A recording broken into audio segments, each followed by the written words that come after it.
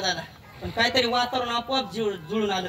नाही तर एका दिवसाचं आपण कीर्तन कार्य तुम्ही भागवताचार्य उदो महाराज एका दिवशीचं कीर्तन करायचं म्हणजे लय ओढून तडून करावं लागतं, लय वातावरण तयार करावं लागतं. इथं सहज चालू व्हायला लागले सहज, कारण आपल्या परिसरातले निष्ठावंत कलाकार गायनाचार्य मृदुंगाचार्य संपूर्ण उपस्थित. आपोआप रंग आला बघा, आपोआप आपोआप म्हणजे लावणी मृदुंग श्रुती टाळ घोष. नाही तर कुठं कुठं एका दिवसाचं कीर्तन करायला इतकं जड जातं महाराज, लय जड जातं. कुठं कुठं गायक चांगले असते तर पक्वाचे धोरणात नसतील, कुठं कुठं पक्वाचे धोरणात असते तर गायक धोरणात नसतील, कुठं कुठं हे दोघं धोरणात असले तर कीर्तनकार धोरणात नसतो, कुठं कुठे तिघं जर धोरणात असले तर बसलेले धोरणात नसतील बघा.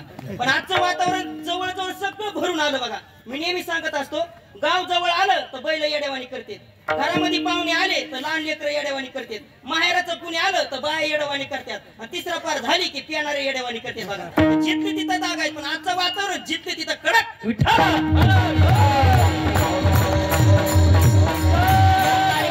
संदर्भामध्ये ज्यांनी मला संपर्क केला, आमचे तात्या मदन तात्यांनी मला संपर्क केल्याबरोबर या ठिकाणी येण्याचा योग प्राप्त झाला. कार्यक्रमाला उपस्थित महाराष्ट्रातील सुप्रसिद्ध मृदुंगाचार्य आपल्या गावाचे जावाई, लाडाचा जावाई आला वडीला, आमचे उद्धव महाराज डुकरे. एकदा जोरात टाळी वाजा त्यांच्याकरता द्यावे तेवढे धन्यवाद. ज्यांनी सुंदर अशी चाल गायली, आपल्या परिसराचं वैभव गाठा कंठस्थ असणारे आमचे गणेश महाराज वाघमारे, सुंदर गायनाचार्य आमचे परमित्र कृष्णा महाराज, आमचे हरिभक्त परायण बाबादेव महाराज काळे, कृष्ण महाराज सगळे जावायच गोळा केले. शंकर महाराज आता काय अजून आहे का इकडे कोणी? आमचे बाबादेव महाराज काळे असतील, आमचे आप्पा, माझ्या सोबत आलेले आमचे दौंडे मामा व आपल्या गावातील संपूर्ण भजनी मंडळ आमचे माणिक बाबा सुद्धा उपस्थित विनेकरी असतील, व गावातील पंचक्रोशीतील आमचे निवडीचे आमचे भगवान दादा, तुम्हाला सुद्धा द्यावे तेवढे धन्यवाद. गोड अशी साऊंड सिस्टीम आहे, एकदा जोरात टाळी वाजा त्यांना सुद्धा द्यावे तेवढे धन्यवाद. उरलेल्या वेळामध्ये असंच होते बघा, टावर खालीच रेंज राहत नाही. आमचे परम मित्र आमचे निवडीचे महाराष्ट्रातील सुप्रसिद्ध भागवताचार्य, एकदा जोरात टाळी वाजा. आमचे शुभम महाराज लिपणे या ठिकाणी उपस्थित राहिले, त्यांना सुद्धा द्यावे तेवढे धन्यवाद. आता गावातील भजनी मंडळ आहेत, पंचक्रोशीतील माझ्यावर निष्ठेनं प्रेम करणारे आपल्या पंचक्रोशीतील सगळे भाविक दत्त उपस्थित आहेत. सगळ्यांना माझ्या मनामध्ये आदर आहे. कुणी रामायणाचार्य, कुणी गायनाचार्य, कुणी भागवताचार्य तर कुणी भांडणाचार्य. आता ही नवीन पदवी आली, जेवढे असतील तेवढ्या नारदाच्या गादीवर मस्तक हे पायावरी या वारकरी संतांच्या. उरलेल्या वेळामध्ये संत नरहरी महाराजांची सेवा करण्याचा प्रयत्न.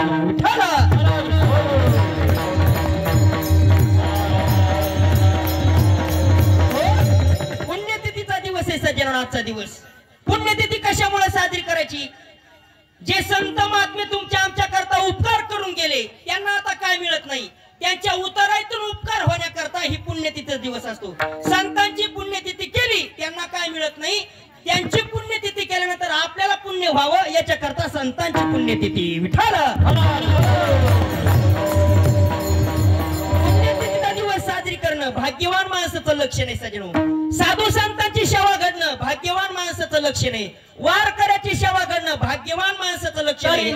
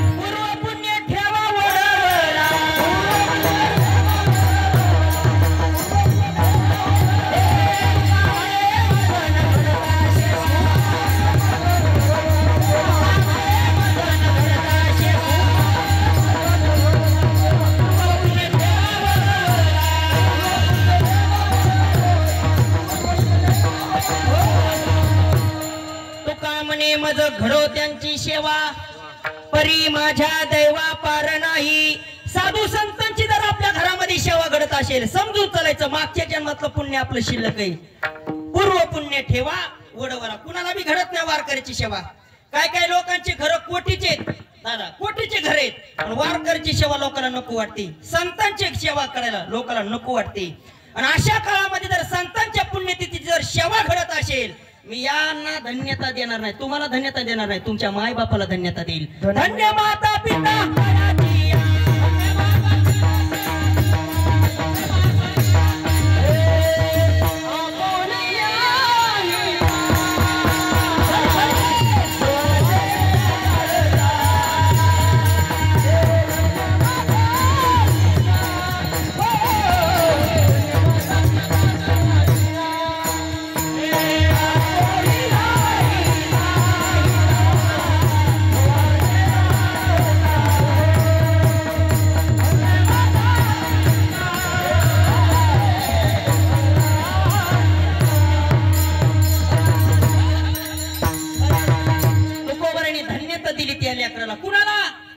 धन्य माता पिता तयाचिया. कोण्या माय बापाला धन्यता दिली? कुळी कन्या पुत्र होती जे सात्विक. सात्विक वर का नाही तर सात्विक म्हणतात, सात्विक नाही, सात्विक म्हणजे गीता भागवत आणि करीती श्रवण अखंड चिंतन विठोबाचे. याचा हर्ष माय बापाला तो वाढतोच वाढतो, पण जगाच्या मालकाला सुद्धा आनंद वाटतो. तयाचा हरिक वाटे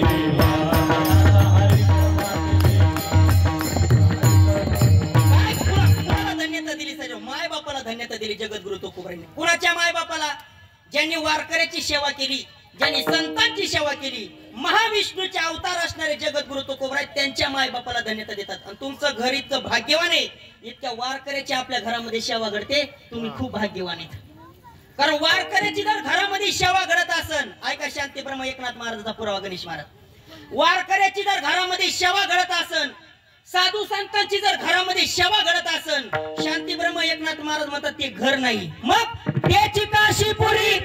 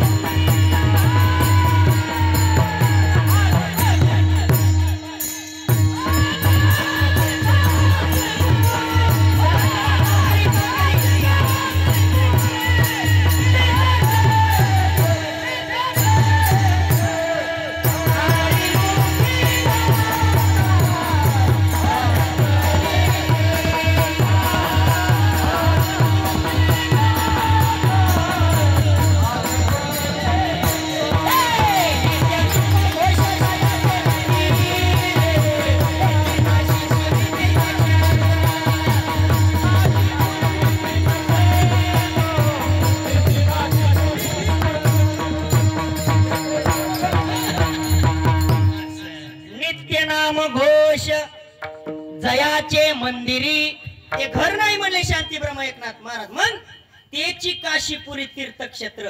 कुणाला बी वारकऱ्याची सेवा घडत नाही आणि कुणाला बी संत महात्म्याची सेवा घडत नाही, हे भाग्यवान माणसाचं लक्ष नाही. भाग्यवंत घरी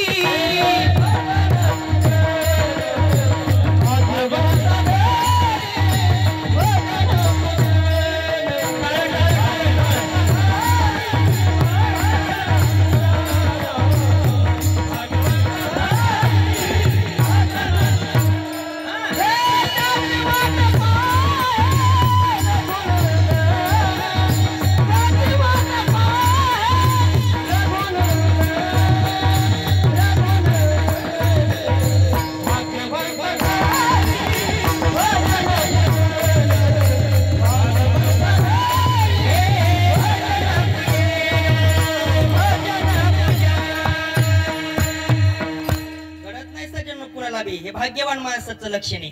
काय काय लोकांकडे कोटीनं पैसा आहे, वारकऱ्याची सेवा घडत नाही. लाखाचे बंगलेत, कोटीचे बंगलेत, इस्टेट पाहिली तर जानेवारीला पेटून दिले तर डिसेंबर पर्यंत इजणार नाही. पण वारकरीची जर सेवा करायची म्हणली, संत महात्म्याची पुण्यतिथी साजरी करायची म्हणली, तो कोबऱ्या म्हणतात दाणे कापे हात हात चळचळ कापतो. मग आपल्याकडून घडतं समजून चालायचं. संताशी देखो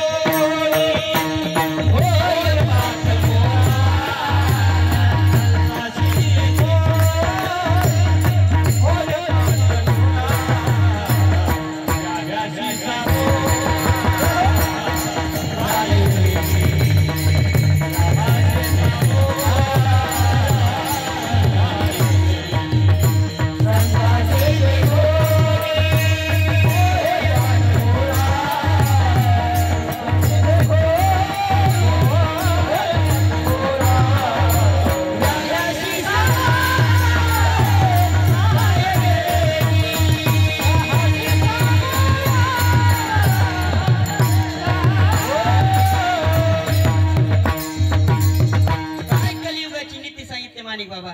तो गोबऱ्या म्हणतात संतासी देखोनी होय पाठ मोरा. आपण दारामध्ये उभे राहिलो, लक्ष देऊ नका. दारामध्ये आपण उभे आणि एकीकडून संत आले आणि एकीकडून आपले युवाई आले. खरं सांगा इमानदारीनं तुम्ही आलिंगन कोणाला देताल? खोटं बोलायचं नाही, तुम्हाला साठवायची शपथ आहे. एकीकडून संत आले आणि एकीकडून आपले युवाई आले, आलिंगन कोणाला देतात? युवायला देतो. कशामुळं? ही कलियुगाची नीती आहे. ऐका कलीचे महिमान, असत्याशी रिझले जन, पापा देती अनुमोदन करीती हेळन. कलियुगाची नीती सांगितली, उलटी नीती सांगितली. आदिशक्ती मुक्ताबाईने उपदेश केला, शांती ब्रह्म एकनाथ महाराज लिहून काढल्या कलियुगामध्ये काय काय घडणार म्हणून. निर्गुण निराकार दादा माहुर माझे गाव, शकून सांगावया आले यमाई माझे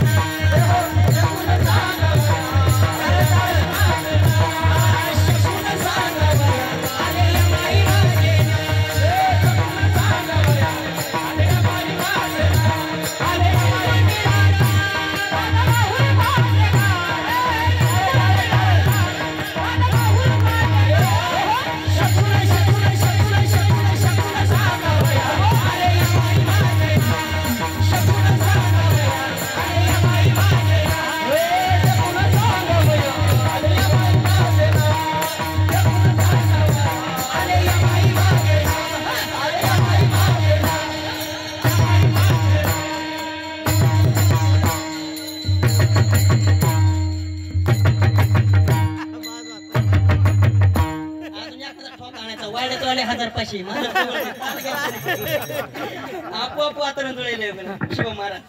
हे असे गाणारे जर असले ना आपल्या परिसरातले मोकळे गाणारे, उद्धव महाराज सारखे वाजवणारे, तुमच्यासारखे ऐकणारे म्हणजे का 2 अवसर सोडित नाही साहेब. मी 2 अवसर चालू द्यायचं का? बघा बरं काय वरला वाढून देत ना. वातावरण आपोआप जुळून येतं सज्जनो. कुठं कुठं लय प्रयत्न करावे लागतात, पण इथलं वातावरण, निवडीचं वातावरण आपोआप तयार होते. विठ्ठल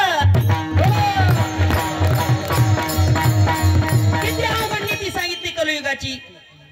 कलियुगाची दादा ऐकावी थोरी, आणि पुत्र तर होईल पित्याचा वैरी. हे कलियुग आहे. कलियुगामध्ये खऱ्या माणसाला किंमत नाही. लटिके ते रुचे आणि साच खरं माणसाला कलियुगात आवडणार नाही. वास्तविक पाहता खरी किंमत साधू संताला पाहिजे, पण साधू संताला कुणीच किंमत देत नाही. मला खरं सांगा, आपण गायीची सेवा करतो का घोड्याची सेवा करतो? घोड्याची. सध्याच्या काळामध्ये सेवा कशाची करायला पाहिजे? शास्त्र सांगतं गायीच्या उदरामध्ये 33 कोटी प्रकारची दैवत वास्तवे. गायीची सेवा करायला पाहिजे, पण गाय दारामध्ये दिसली तो कोबऱ्या म्हणतात काठीनं मारतो, आणि घोडा दिसलं त्याची चाकरी करतो. गायीशी देखोनी बदा बदा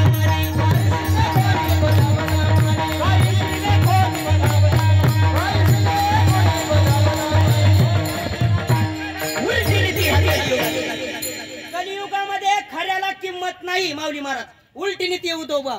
उलटी नीती म्हणजे कसं? जे वळई रचितो का, जो वळई रचितो का त्याला लोक 200 रुपये देतात, आणि जो फुकून देतो का त्याला 1000 रुपये द्याले. बघा उलटी नीती आहे कलियुगाची. खऱ्याला किंमत राहिली नाही. वास्तविक पाहता साधू संतांना किंमत पाहिजे कलियुगामध्ये, पण साधू संतांना किंमत दिली नाही. साधू संतांसारखा श्रेष्ठ महात्मा या जगामध्ये कुणीच नाही. साधू थोर जाना थोर जाना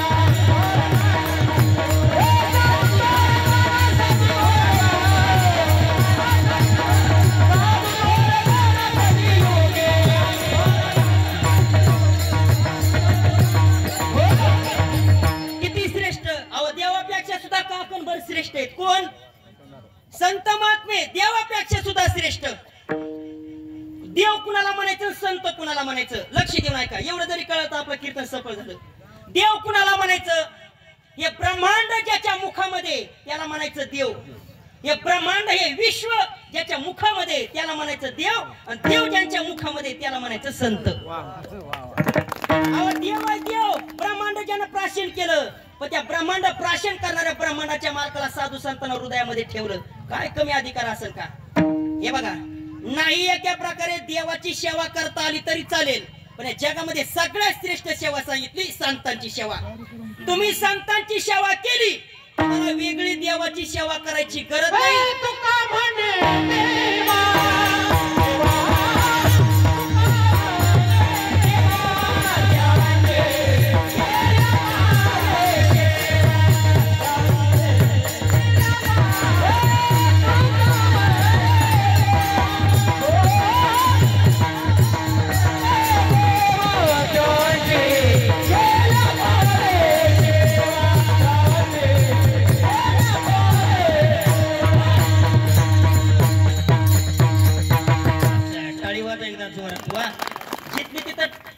प्रमाण पाचर लागत तितकी ठोकाव माणसानं, तेव्हा दिलप्या फुटत येत.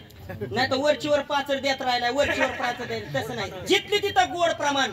असं वाटले शुभम महाराज आपल्या खिशातले 200 रुपये काढून आमच्या गणेश महाराजाला देऊन टाकावं. त्याचा स्वभाव लय चांगला आहे. ते महाराज लोकांचं घेत नाहीत, म्हणून मी बी देत नाही. जाऊ द्या विठ्ठला.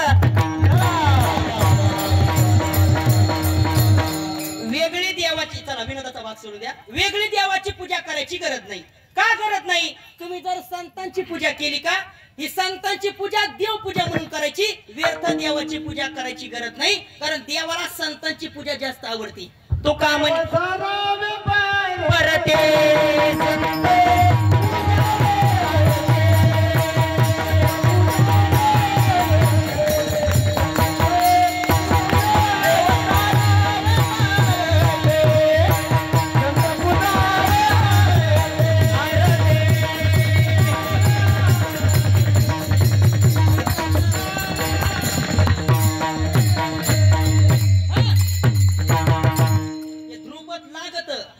पहिलं चरण आठवलं तरी ध्रुपद लागत आहे.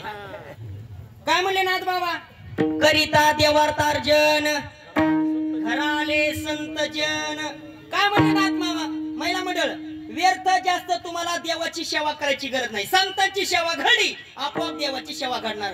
महाराज म्हणतात तुम्ही देवाची पूजा करायला, बरं का झोपलेल्या मावशी, देवाची पूजा करायला तुम्ही घरामध्ये, देव घराच्या समोर बसला, देवाची पूजा करायला. आणि देवाची पूजा करता करता दारामध्ये वारकरी आले, आणि गावातल्या तात्याने आवाज दिला, ओ अण्णा, दारात वारकरी आलेत, वारकरी. आणि अण्णा देवाची पूजा करू लागले. अण्णा म्हणले बसा म्हणा त्याला वाट्यावर जराशी, देवाची पूजा करायला लागलो. नाथ महाराज म्हणले ती देवाची पूजा नाही, ते साक्षात देवाला फुलं वाहिलेलं पुण्य प्राप्त होत नाही, देवाला दगड मारलेलं पाप होते. ती त्या साधूची सेवा न करिता जो माझी सेवा करी तत्वता, त्याने मज उरी हानी ताल्या राहता, ते तू घाता माझ्या प्रवर्तला. देवाची व्यर्थ सेवा करायची गरज नाही. शांती ब्रह्म एकनाथ महाराज म्हणतात देवाची पूजा करायलात ना, आणि देवाची पूजा करता करता दारामध्ये जर वारकरी आले, संत आले ना, एका प्रकारे देवाची पूजा बंद करा, पण संतांची पूजा अगोदर करा. कशामुळं? देवाला आवडणारी सगळ्यात श्रेष्ठ सेवा जर कोणती असेल, ही संतांची सेवा आहे. आणि तुम्ही जर देवाचीच पूजा करायलात आणि संतांची जर पूजा नाही केली, जगाच्या मालकाला राग येतो. राग येतो देवा, राग येतो देवा, राग येतो देवा, राग येतो देवा. कामने नेगे सेवा, कामने नेगे सेवा, कामने नेगे सेवा.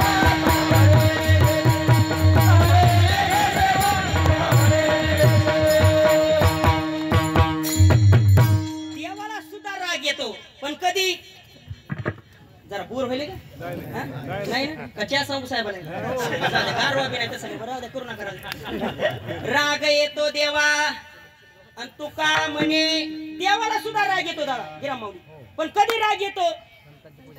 असं तुम्ही जर संतांची सेवा नाही केली आणि एकाएकी जर देवाची सेवा करायला गेलात, जगाच्या मालकाला राग येतो. राग येतो देवा, तू का म्हणे नेघे सेवा, कारण ब्रह्मांडाच्या मालकाला वैकुंठामध्ये करमलं नाही, म्हणून संतांची सेवा करण्याकरता वैकुंठ सोडून देवाला मनोनी सेवा करी द्या.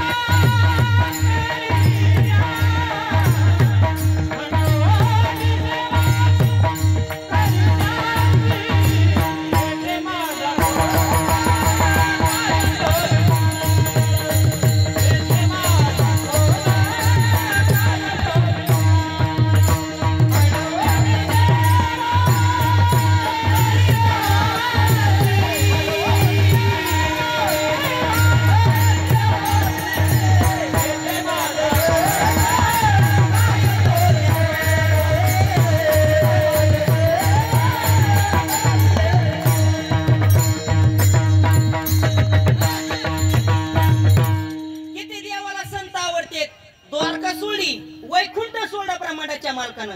संतांचे हे सुख झाली या देवा मनोनी सेवा करी त्यांची. अव द्वारका नगरी सोडी ब्रह्मांडाच्या मालकानी आणि पैठणला माझ्या शांती ब्रह्म एकनाथ महाराजांच्या घरी आले हो.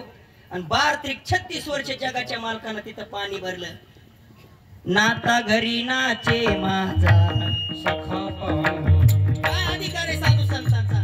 व्यर्थ सेवा करायची गरज नाही. सजा संतांची सेवा केली आपोआप देव घरी आला म्हणून समजायचं. वैष्णव सदन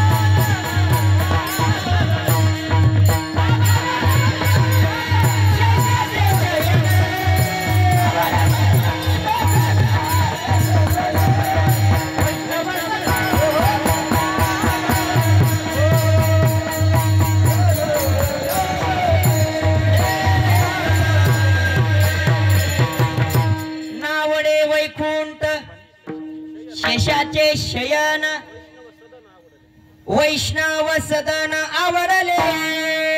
ब्रह्मांडाच्या मालकानं वैकुंठाचा त्याग केला. शेषाचं शयन होतं त्याचा त्याग केला व संतांच्या घरी आले आणि आपल्या जवळच शांती ब्रह्म एकनाथ महाराजा घरी पाणी भरलं. किती 36 वर्ष. द्वारकेची मूर्त एकनाथा घरी काय केलं पाणी वाया हरी कावडीने. कोण मला खरं सांगा. शांती ब्रह्म एकनाथ महाराज सकाळी गंगेला स्नान करायचे आणि देवपूजा करायचे आणि देवाला गोपीचंद लावायचे. बघा लावायचे का नाही लावायचे. पण गोपीचंदन उघडून द्यायचं काम कोण करायचं दादा. अहो देवच करायचा. श्रीखंड्या चंदन उगाळोनी करी वस्त्रे गंगा तिरी धुतासे. द्वारका सोडी शांती ब्रह्म एकनाथ महाराजांच्या दरबारामध्ये दत्त चोपदारी करीत असे.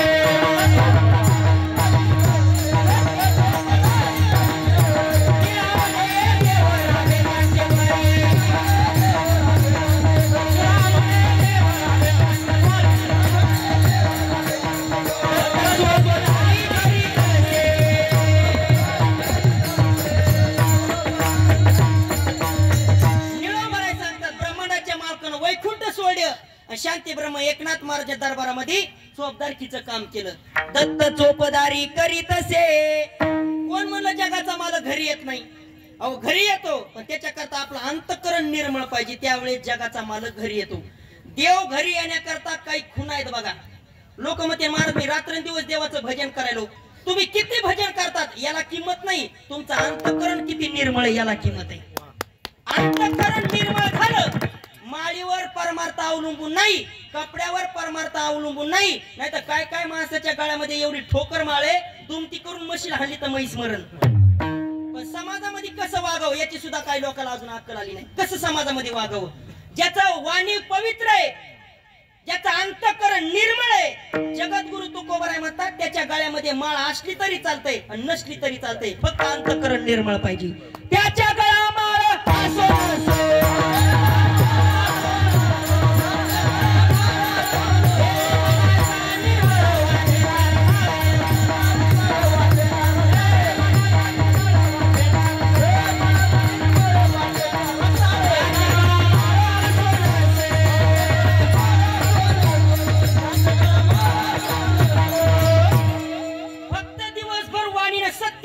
व्यक्ती पाहिजे आणि मनामध्ये कोणाच बदल कपट नसलं पाहिजे. ज्याचं अंतःकरण निर्मळ झालं यवनी गोपाळ राय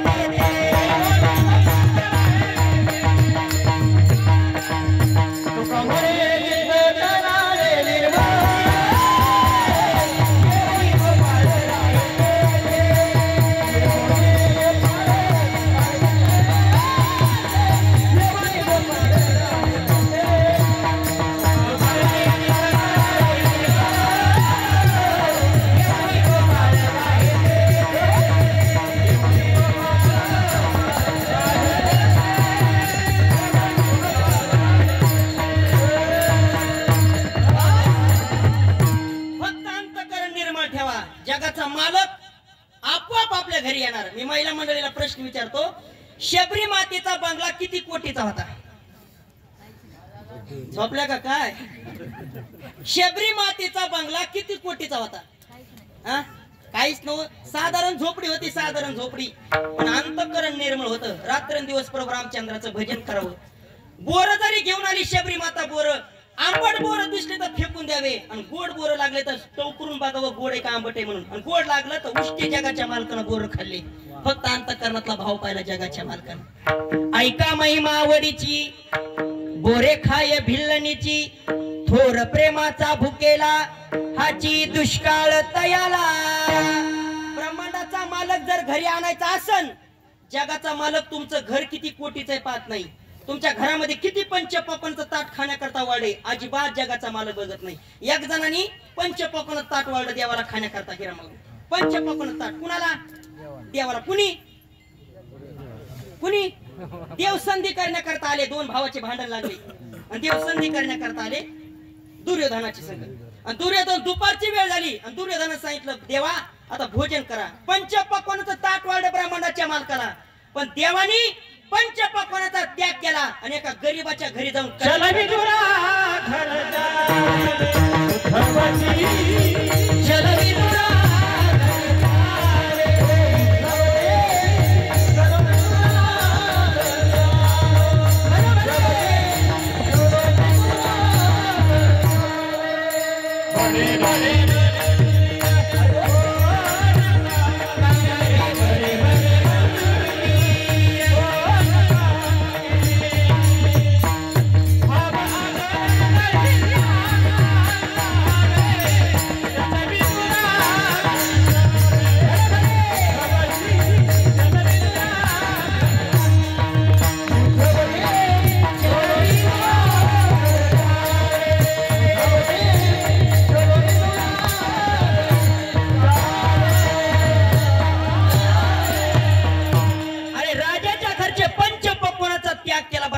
मालकानं. सामान्य एका वारकऱ्याच्या घरी जाऊन कन्या खाल्ल्यावर साधारण विदुरा घरच्या भक्षुनी कन्या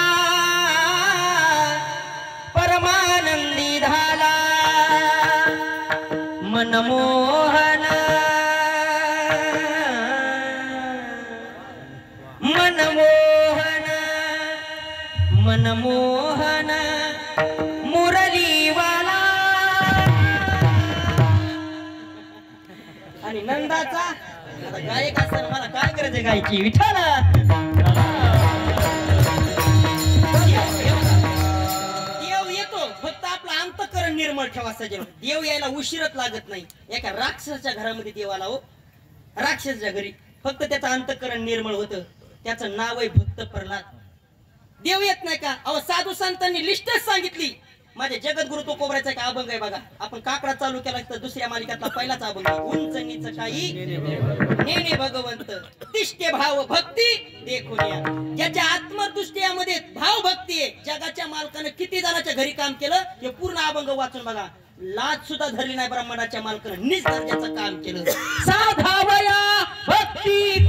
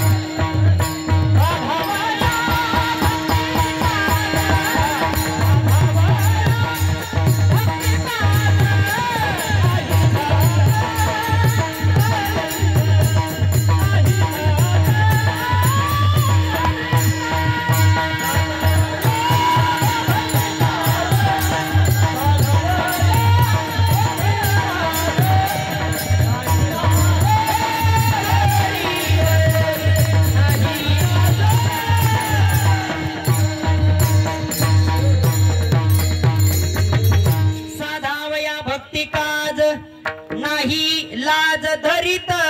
ब्राह्मणाचा मालक तुम्ही जर त्याची सेवा करत असताना तुमच्या घरी येणार आणि कोणतं बी काम करून जाणार, लाज धरीत नाही. अहो एक जणाचा बाण पण केलं जगाच्या मालकाने.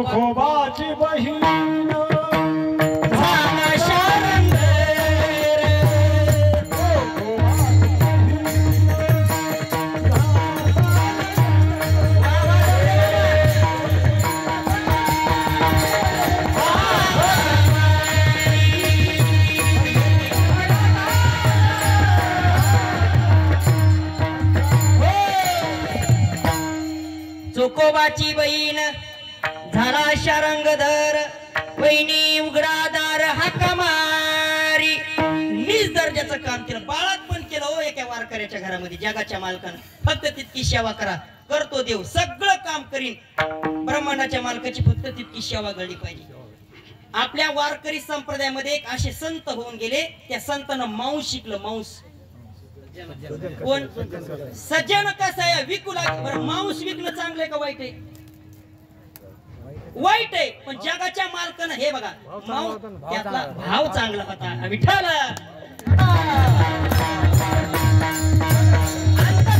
भाव हे बघा कोणतं बी कर्म करा पण त्या कर्माच्या पाठीमागं कर्म हेच देव आहे हे जर तुम्ही ठरवलं तर देव सुद्धा तिथे येतो सज्जन कसाया विकू लागे मांस सज्जन कसा मांस विकू लागले तराजू कोणी धरलं जगाच्या मालकानं धरलं नीच दर्जाचं काम करतो फक्त तितकी सेवा साधू संतांची तुमच्या आमच्याकडून घडली पाहिजे कारण जगामध्ये देव जरी श्रेष्ठ असेल शुभ महाराज पण देवापेक्षा सुद्धा काकणभर जर जगामध्ये संत श्रेष्ठ आहेत बघा देवापेक्षा काकणभर संतांना श्रेष्ठ महत्व दिलं एकाएकी तुम्हाला देव मिळत नाही एकाएकी देवापर्यंत जाता येत नाही ज्यांना ज्यांना वाटतं मला देवापर्यंत जायचं एकच काम करायचं मध्ये वकील धरायचे वकील आणि ते वकील जर कोण असतील ते फक्त वकील संत महात्मे तेने भेटे देव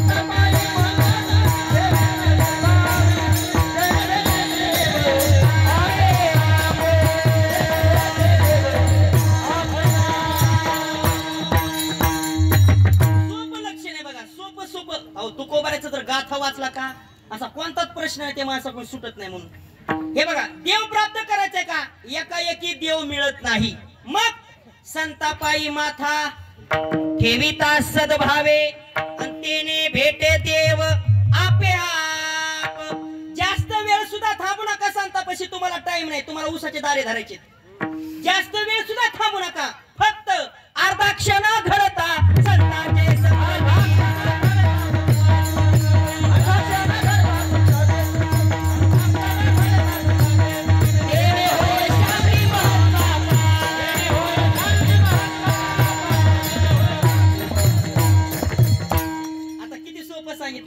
जास्त वेळ बी नका थांबू मग अर्धा क्षण घडता संताचे संगती ज्ञानोबा हरिपाठामध्ये म्हणतात संताचे संगती हा आणि त्याचा परिणाम आकळावा श्रीपती आणखी एक प्रमाणे बघा नाटामध्ये बैसता संताचे संगती आणि कळो आले कमळापती आपुले कोणीच नव्हती निश्चयची ती दृढ झाला ज्यांना ज्यांना वाटतं देव भेटावा त्यांनी फक्त वकील म्हणून संत हातामध्ये धरायचे संतांना फक्त तुम्ही एवढंच गुणगान सांगा आम्हाला जगाच्या मालकापर्यंत जायचंय आम्हाला कसं जावं लागेल एकच शास्त्र सांगितलं नाथबाबांनी हरिप्राप्तीशी उपाय धरावे संतांचे ते पाय तेने साधती साधने तुटती भवाची संताविन प्राप्ती नाही संताशिवाय दुसरा मार्गच नाही आईशे वेद देती वाई किती संत महात्मे तुम्ही आम्हाला मुक्त करतात मला खरं सांगा वाल्या कोळ्या इतका पापी माणूस आहे का जगामध्ये दादा वाल्या कोळ्या इतका किती पापी माणूस होता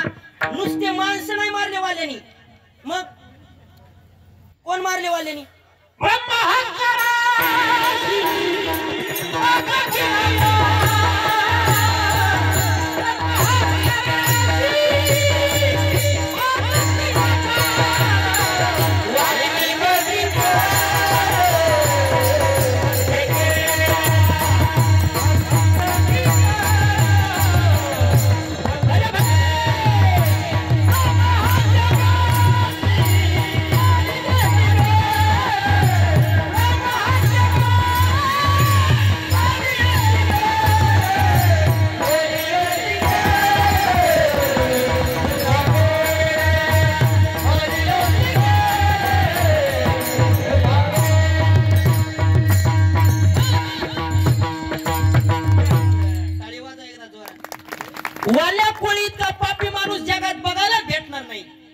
माग सुद्धा कुणी त्याच्या इतकं पाप केलं नाही आणि इथून पुढे सुद्धा कुणी करणार नाही. किती पाप केलं, सामान्य माणसं तर मारलेत नाही त्यांनी.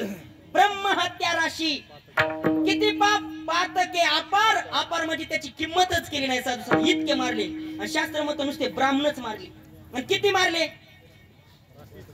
किती रांजण, 7 रांजण भरले. आणि कसे भरले माहिती का, एक ब्राह्मण मारायचा आणि मौरी इतका खडा रांजणामध्ये टाकायचा आणि इतके रांजण भरले. किती किती पाप केला असं वाल्या पळीने बघा तुम्ही.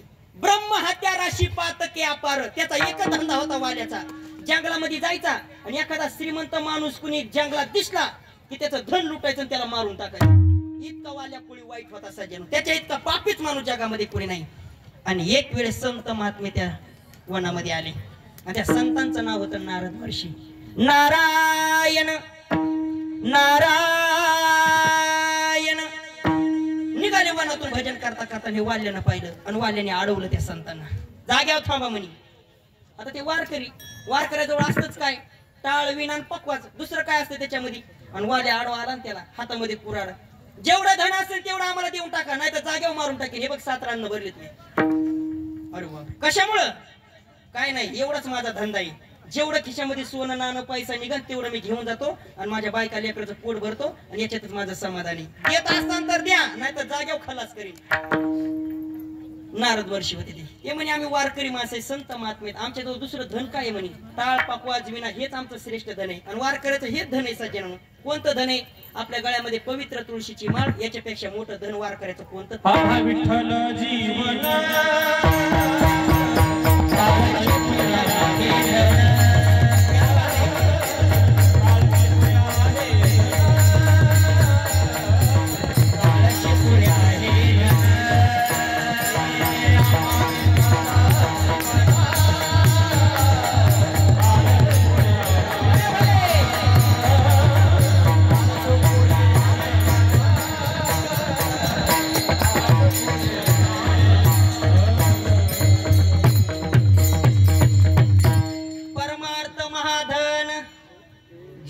देवाचे चरण पायोजी मैने. जय हरी. बरं दे कीर्तन झाल्या म्हणा. पायोजी मैने राम रतन धन पायो. वाल्यानं सांगितलं जेवढं काय गळ्यामध्ये असन, जेवढं काय तुमच्या जवळ असन सगळं देऊन टाका. नारद महर्षीने सांगितलं अरे आम्ही वारकरी माणसं आहेत, आमच्यावर दुसरं धनच नाही म्हणे. हे बघ गळ्यामध्ये माळे आणि हातामध्ये विणा आहे, एवढं तुला लागत असेल तर घे म्हणे. याच्यापेक्षा दुसरं धनच नाही. आणि सगळ्यात श्रेष्ठ जर धन कोणतं असेल याच्या व्यतिरिक्त कोणतं धन नाही. गळ्यामध्ये तुमच्या किती बी अलंकार असू द्या, मेल्यानंतर कोण तुमच्या गळ्यामध्ये अलंकार ठेवतं, कोण ठेवतं? चट काढून घेतात, सगळे अलंकार काढून घेतात, बोटातली अंगठी सुद्धा ठेवत नाही. आणि असा कोणतरी असा मायकला आहे का गावामध्ये की पवित्र गळ्यातली तुळशीची माळ काढणारा मेल्यानंतर? कोणीच नाही. हे धन श्रेष्ठ धन आहे. गळ्यामध्ये किती बी सोन्याचं लॉकेट ठेवा, तुमच्यावर नजर चोराची राहील. गळ्यामध्ये पवित्र तुळशीची माळ घाला, तुमच्यावर नजर ब्रह्मांडाच्या मालकाची राहील. श्रेष्ठ धन आहे.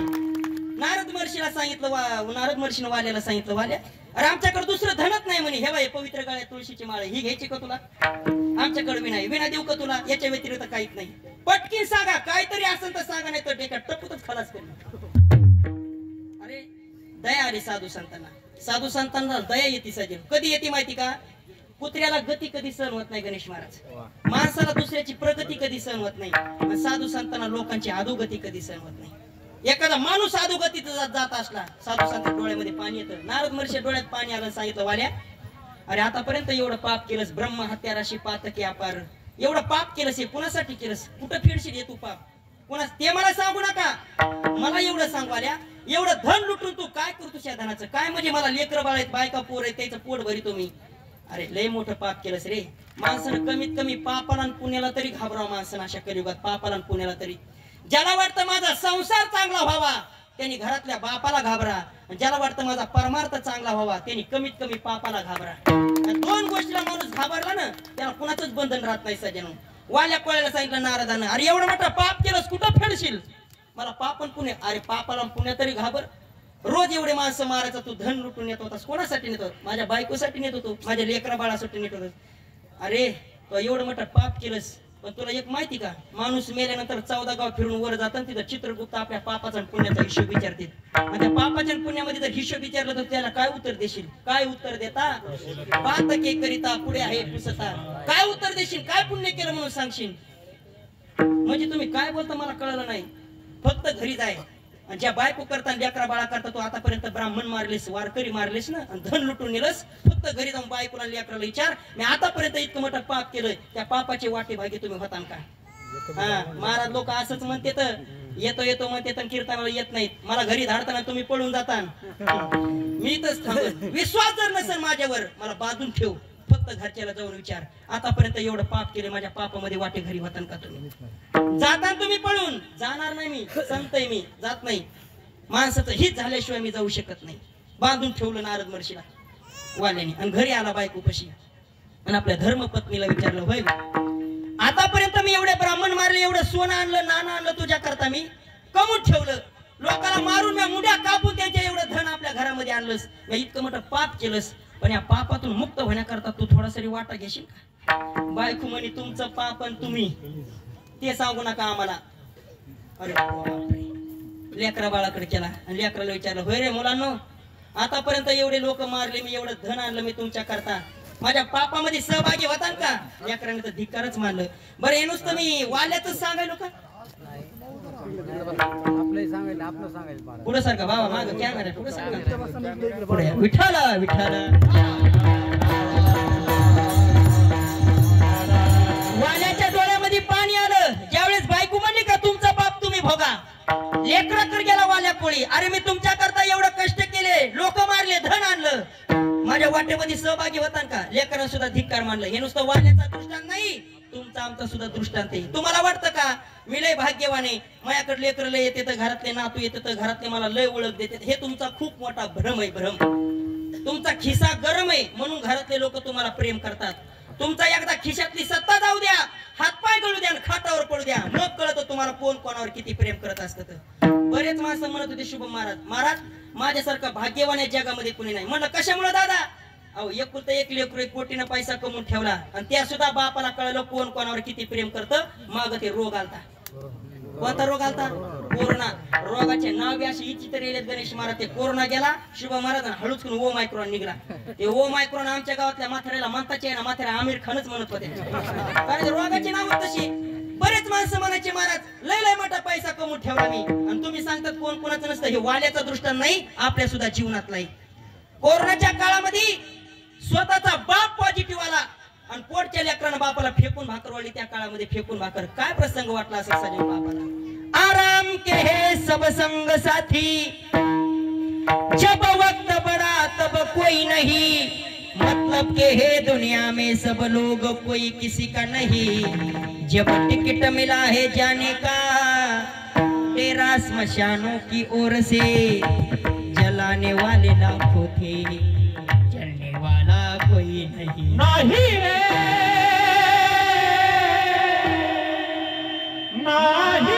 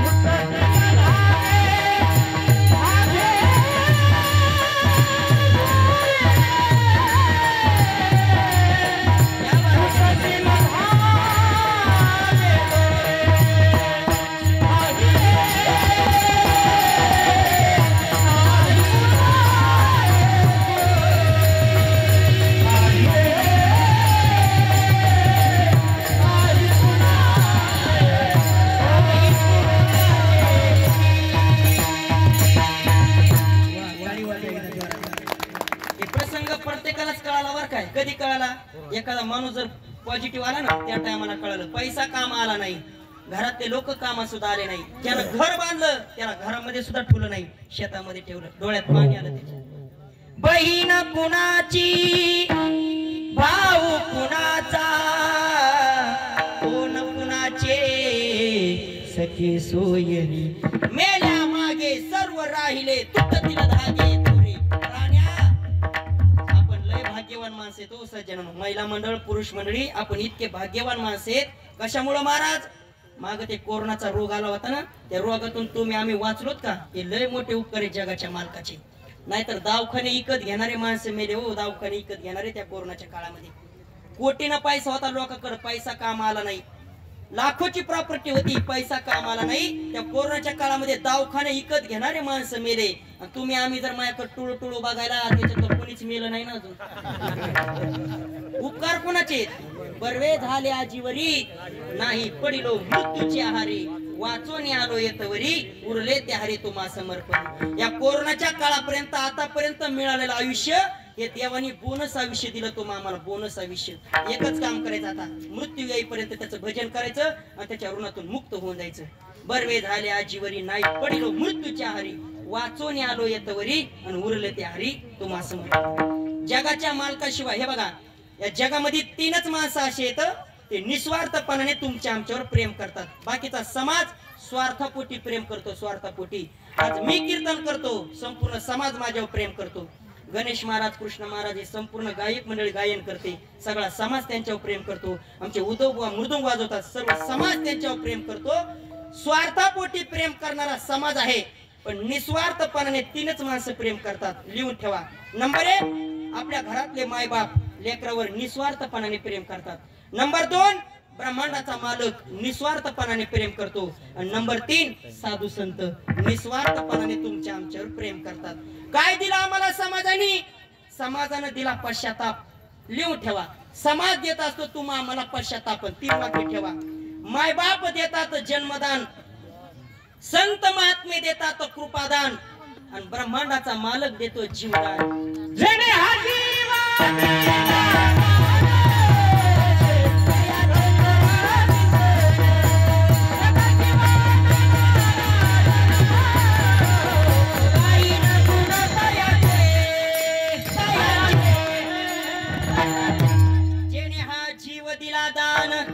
तयाचे करीन देव जीवदान देतो तुम्हा आम्हाला. घरातले पश्चाताप देतात, पश्चातापाशिवाय काहीच नाही.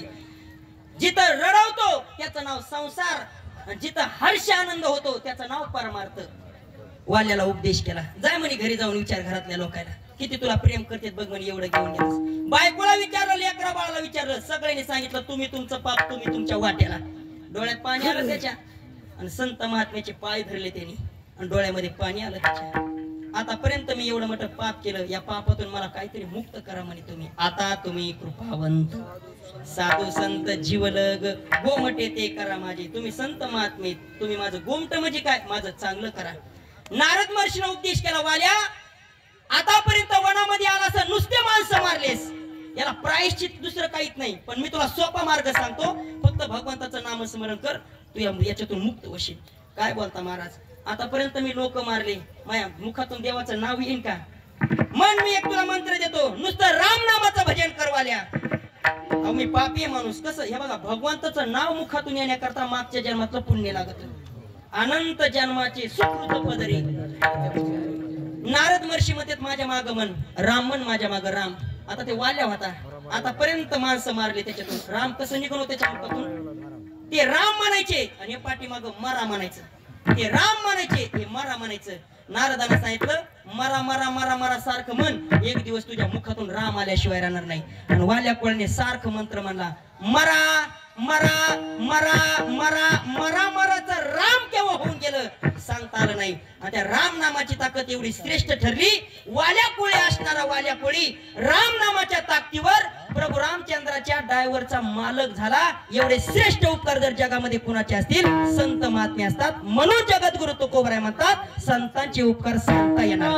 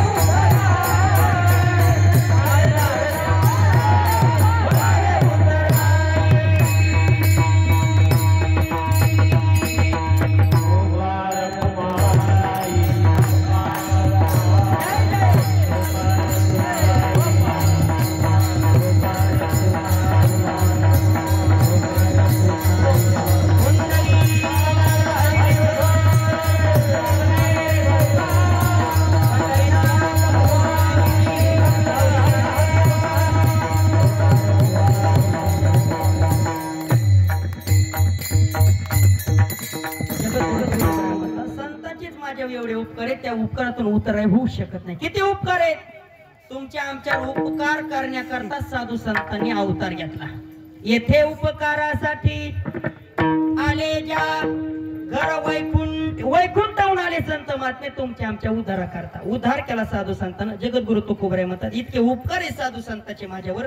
देवापर्यंत मला पोहोचवलं आणि या मार्गाचा मला ज्यांनी अभ्यास करून दिला ते संत आहेत. संतांच्या उपकारातून उतराई होऊ शकत नाही. काय सांगू आता संतांचे उपकार मज निरंतर जागविती. काय उपकार केल्यानंतर काय तिला दिल्यानंतर त्यांच्या उपकारातून उतराई होऊ शकतो? काहीच नाही. काय द्यावे त्याशी व्हावे उतराई ठेवी तो हा पायी जीव थोडा. संत महात्म्याने एखादं वचन बोललं तर आपलं कल्याण आहे. वचनामध्ये कल्याण म्हणजे फक्त एखादा शब्द टाकला तुम्ही देवाचं दर्शन घ्या तुमचा उद्धार झाला म्हणजे झाला. संत महात्म्याचे धरण द्या उद्धार झाला म्हणजे झाला.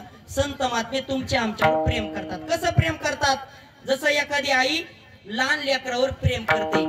कसं? एखाद्या आईचं लेकरू लंगडा असू द्या, मुका असू द्या, पांगुळा असू द्या, बहिरा असू द्या, पण प्रत्येक माय माऊलीला तिचंच लेकरू आवडतं.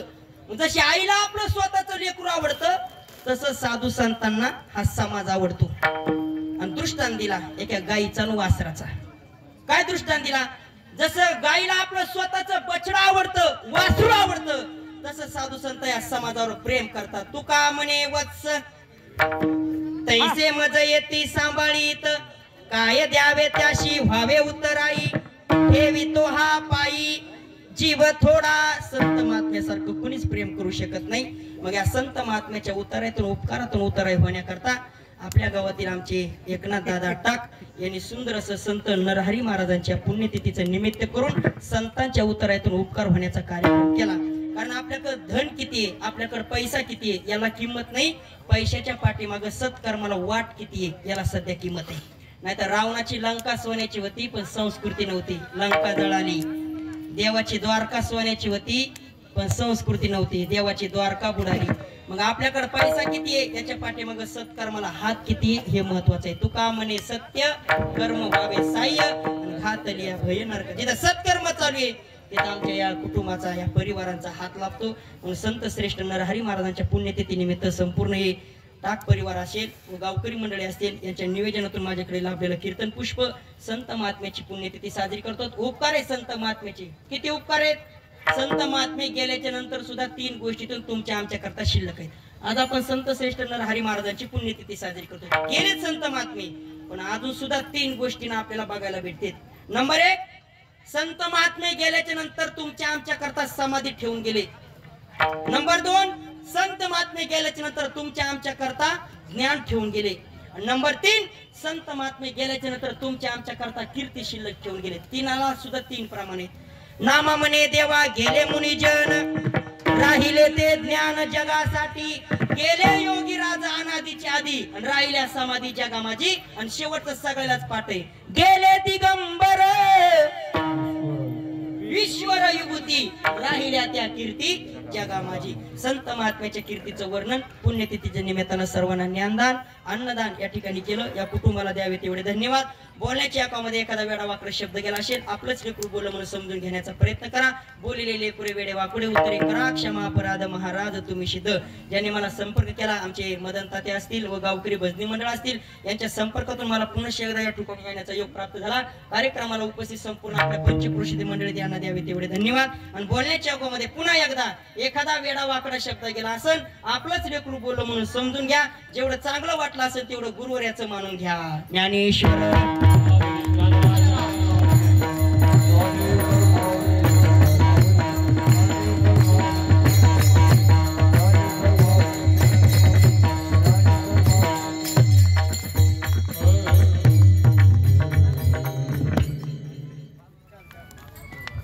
हॅलो श्री हरिभक्त प्राय बाबा महाराज मरडस गावकर श्री हरिभक्त प्राय दौंडे हातगाव.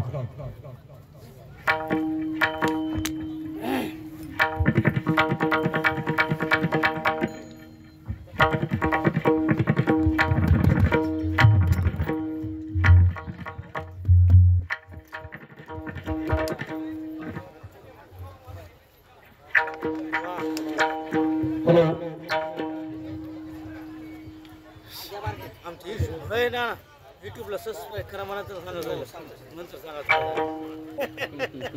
एक एक सांगा लागतं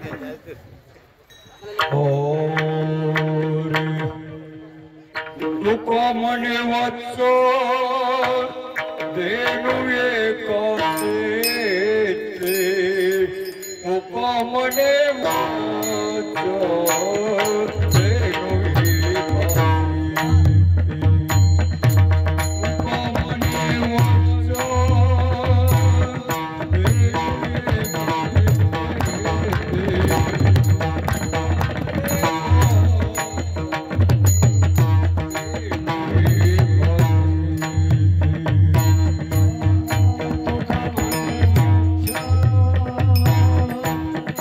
देणू एकाचे